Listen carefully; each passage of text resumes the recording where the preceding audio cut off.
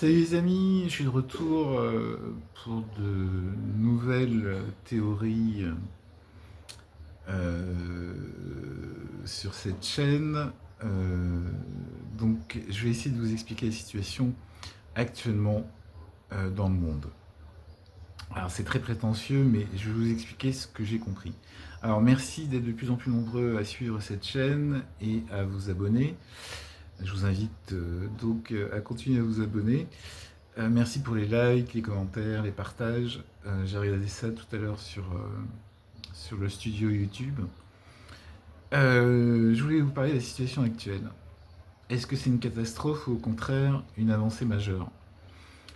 Il y a 3 ans, je regardais les vidéos de Elena Adhanan qui nous a révélé le plan sans le savoir. C'est-à-dire qu'en fait, elle nous a parlé de Enki et au même moment, vous aviez toutes les tablettes sumériennes qui sont réapparues.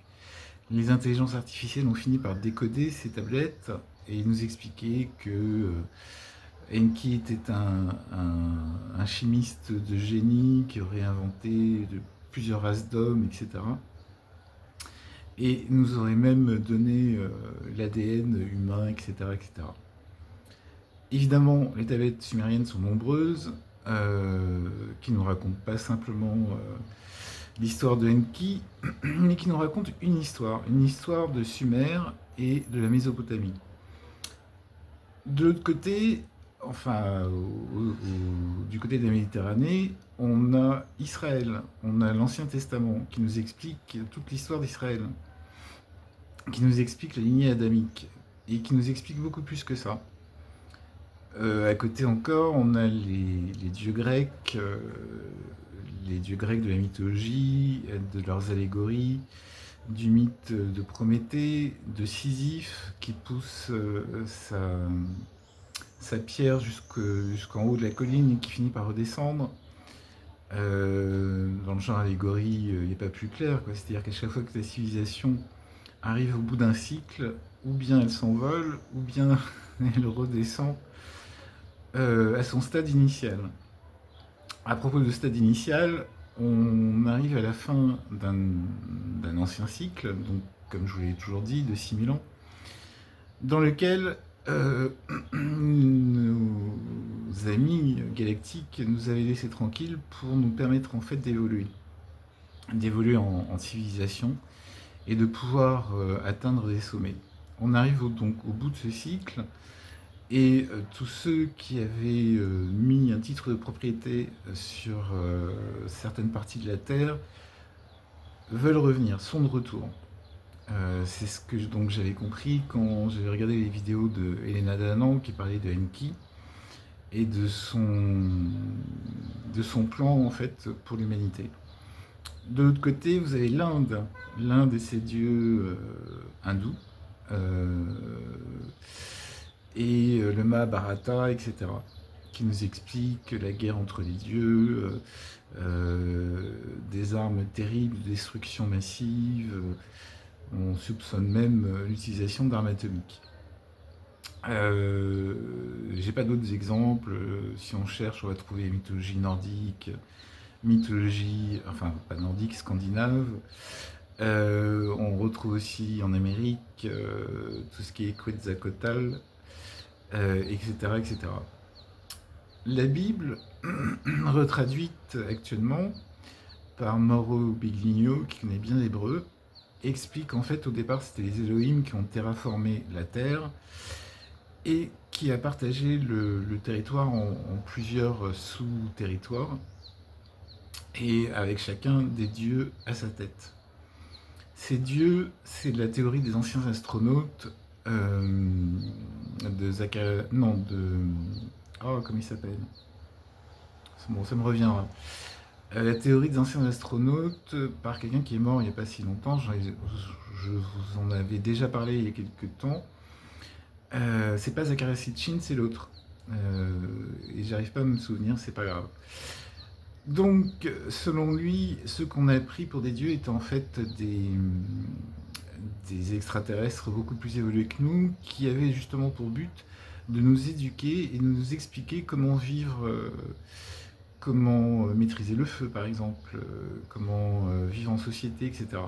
C'est aussi le principe de l'Ancien Testament, sur lequel se sont greffés le Nouveau Testament et le Coran, puisque le Coran reconnaît les deux Ancien et Nouveau Testament. Que se passe-t-il à l'heure actuelle? On a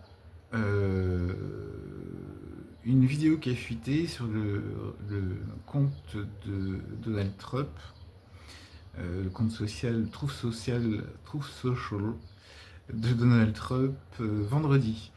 Évidemment, il a fait exprès. Évidemment, il a retiré tout de suite après, où on le voit discuter avec les Nordiques. Qui sont les Nordiques? Ce sont des races intraterrestres, c'est-à-dire qui vivent sous la Terre depuis des milliers d'années et qui ont la parfaite chronologie de tout ce qui s'est passé sur Terre. Ils savent qui descend de qui, etc. Ces Nordiques donc sont venus parassigner, je ne sais pas si c'est le bon terme, avec Trump, Xi Jinping et Poutine pour leur donner une place dans la nouvelle Terre. Ce qui veut dire que tous les anciens dieux sont de retour, qu'il n'y aura pas d'invasion extraterrestre puisque des accords de paix ont été signés, et c'est ce qu'a voulu nous signifier en fait Donald Trump, pas seulement sur l'Iran, mais aussi sur toute la planète Terre, telle qu'on la connaît. Ce qui veut dire qu'il a précipité les accords de paix avec l'Iran, tout en sachant que toutes les religions normalement vont s'effondrer avec le disclosure, c'est-à-dire la divulgation de l'existence des extraterrestres. On n'est plus une planète auto-centrée, ethno-centrée. Il va falloir prendre en compte donc des éléments exogènes, c'est de l'exopolitique, c'est-à-dire tout ce qui est extraterrestre. Si vous pensez que Poutine, Xi Jinping et Donald Trump sont des gens qui sont arrivés à des postes très puissants par hasard, c'est faux. C'est-à-dire qu'ils ont été clonés, remplacés, etc. par diverses races extraterrestres, et ils ont mis en place des accords de paix. Les accords de paix, d'après Ismaël Pérez, ce sera des accords tripartites entre, d'après lui, ce sera donc une tripolarisation du monde économique et politique entre donc Poutine, Xi Jinping et Trump. En gros, c'est entre les BRICS et les États-Unis. C'est signé, a été validé, donc ça sert à rien de faire la guerre, ça ne sert plus à rien puisque les dés sont jetés. C'est une partie Monopoly géant qui n'est même pas centrée sur la Terre, mais qui est centrée aussi dans l'espace, dans la galaxie, quoi. C'est-à-dire que dans les accords de paix, toutes les anciennes civilisations, tous les anciens dieux que l'humanité a vénérés pendant des siècles se sont mis d'accord pour un partage, pour un repartage, on va dire, de la Terre. C'est-à-dire qu'il n'y aura pas d'invasion extraterrestre. Elles ont été arrêtées avec Troie et Atlas. Et celles que certains avaient prédit ne vont pas se faire, ne va pas se faire. C'est-à-dire qu'il n'y aura pas d'invasion extraterrestre pour revendiquer telle ou telle propriété de la Terre. C'est fait, c'est acté, c'est signé. Donc, quand la divulgation va se faire, toutes les religions vont s'effondrer. Évidemment, on est des starseeds, 250 millions de starseeds sur Terre. On est là pour assurer la transition. La transition entre la réalité, les religions. Et encore une fois, je ne critique pas les religions, au contraire.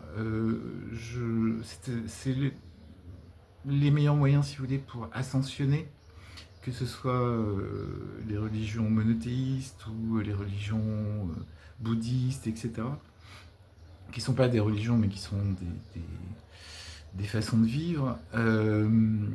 Ça nous a permis pendant des siècles, si vous voulez, d'élever notre conscience et d'essayer d'évoluer.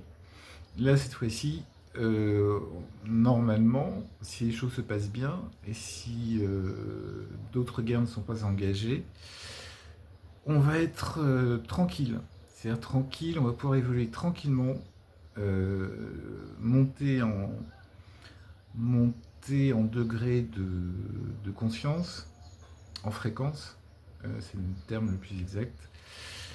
Les starseeds, ils sont déjà dans des fréquences assez élevées, 5e, 6e, 7e, voire plus. Ils sont incarnés sur Terre pour aider l'humanité justement à pouvoir atteindre ces nouveaux paliers.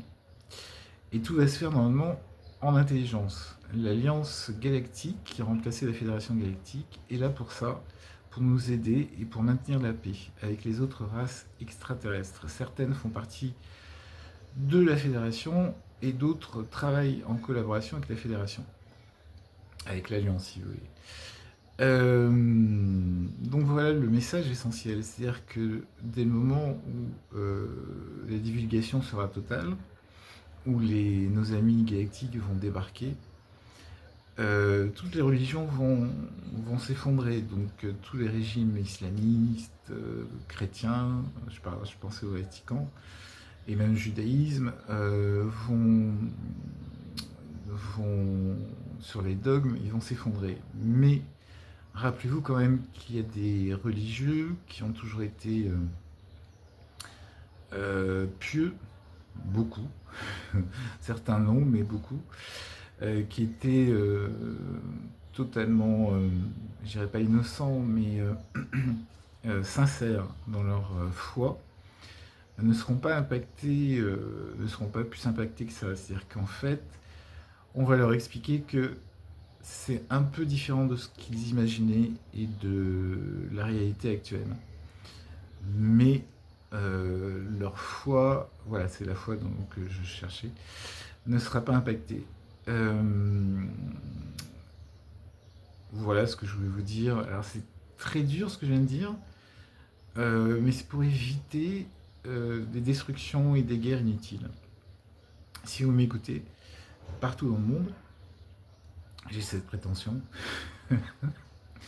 mais je parle surtout pour les francophones, les papiers sont signés. Désormais, on peut dormir entre guillemets sur nos deux oreilles. J'ai un peu de mal. Tout en restant vigilant évidemment, mais le plus dur a été fait. Et ce qui va se passer ensuite, normalement, ça va être compliqué, mais ce sera au bout du compte beaucoup de bonheur. Voilà, et ben c'était une vidéo assez compliquée à faire, c'est la deuxième fois que je recommence. Donc je vous souhaite de passer une bonne journée sous cette chaleur écrasante. J'ai mis ça justement pour la vidéo, mais je vais l'enlever tout de suite après. Qu'est-ce que je voulais dire? Oui, abonnez-vous. Et si vous avez des questions, n'hésitez pas, j'essaierai d'y répondre de la meilleure façon que je peux. Et je vous dis à très vite, à très bientôt.